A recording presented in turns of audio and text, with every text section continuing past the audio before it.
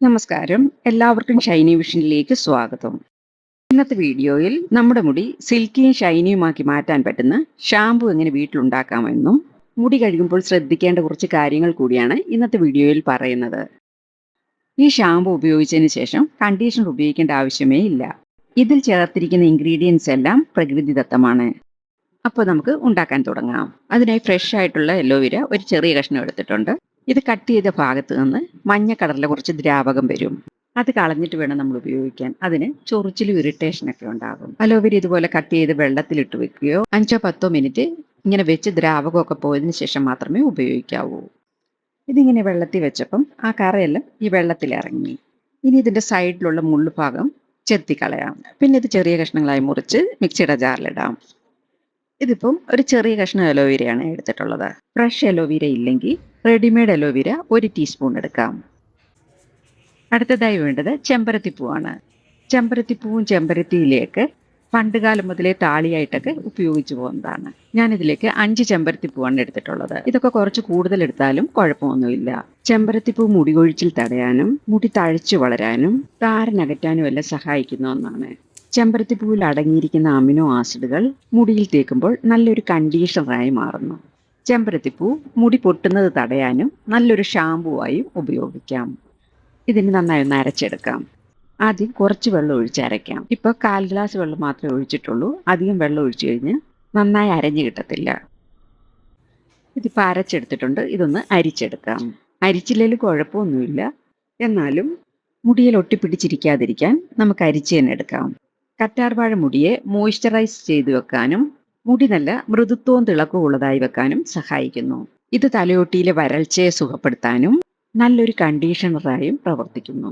കറ്റാർവാഴ ജെൽ മുടിക്ക് മിനുസവും തിളക്കവും നൽകുന്നു. ഇനി ഇതിലേക്ക് കുറച്ചുകൂടെ വെള്ളം ഒഴിച്ച് അരച്ചെടുക്കാം. പിന്നെ ഇത് അരിച്ചുകൂടെടുക്കാം. ഇനി ഈ വേസ്റ്റ് കളഞ്ഞേക്കാം. ഈ അരിച്ചെടുത്ത ഈ ജ്യൂസ് മിക്സിയുടെ ജാറിലോട്ട് ഒഴിച്ചു കൊടുക്കാം. എന്നിട്ട് ഇതിൽ 1 ടീസ്പൂൺ വെളിച്ചെണ്ണ ചേർക്കാം. വെളിച്ചെണ്ണ ഇതിൽ മോയ്സ്ചറൈസറായും കണ്ടീഷണറായും പ്രവർത്തിക്കും. നിങ്ങളുടെ മുടി ഡ്രൈ ആയിട്ടുള്ളതും കേടുള്ളതും ഒക്കെ ആണെങ്കിൽ മുടി ചീകി ചട കളഞ്ഞ് നന്നായി ഓയിൽ മസാജ് ചെയ്തിട്ട് വേണം ഷാമ്പു ഇടാൻ. ഷാമ്പുവിന് ശേഷം എപ്പോഴും മുടി കണ്ടീഷണർ ചെയ്യണം. പിന്നെ ഇതിലേക്ക് വേണ്ടുന്നത് ഷാമ്പു ആണ്. നമ്മൾ ഏത് ഷാമ്പു ആണോ ഉപയോഗിക്കുന്നത് ആ ഷാമ്പു തന്നെ എടുക്കാം. ഞാനിപ്പോൾ 1 ടീസ്പൂൺ ഷാമ്പു എടുക്കുന്നുണ്ട്. നമ്മുടെ മുടിക്ക് എത്ര ആവശ്യമുണ്ട് അത്ര എടുക്കാം. ഇനി ഇത് മിക്സിയിൽ ഒന്നുകൂടെ അടിച്ചു കഴിഞ്ഞാൽ നന്നായി പതഞ്ഞു വരും. ഇതുപോലെ പതഞ്ഞു വരും. ഷാമ്പു ഒക്കെ ചേർത്തിട്ടുള്ളത് കൊണ്ടാണ് ഇങ്ങനെ പതയുന്നത്. ഇനി ഇത് സാധാരണ ഷാമ്പു ഒക്കെ തേക്കുന്നത് പോലെ തന്നെ മുടിയിൽ തേച്ച് കഴുകി കളഞ്ഞാൽ മതി. ഇത് തലയിൽ തേച്ചതിന് ശേഷം കണ്ടീഷണർ ഇടേണ്ട ആവശ്യമേ ഇല്ല. ഡ്രൈ ആയിട്ടുള്ള മുടിയുള്ളവർ ആഴ്ചയിൽ ഇതുപോലെ 2 തവണ ചെയ്തു കഴിഞ്ഞാൽ മുടി നല്ല സിൽക്കിയും ഷൈനിയുമായി മാറും. ഇനി മുടി കഴുകുമ്പോൾ ശ്രദ്ധിക്കേണ്ട കുറച്ച് കാര്യങ്ങൾ കൂടെ പറയാം.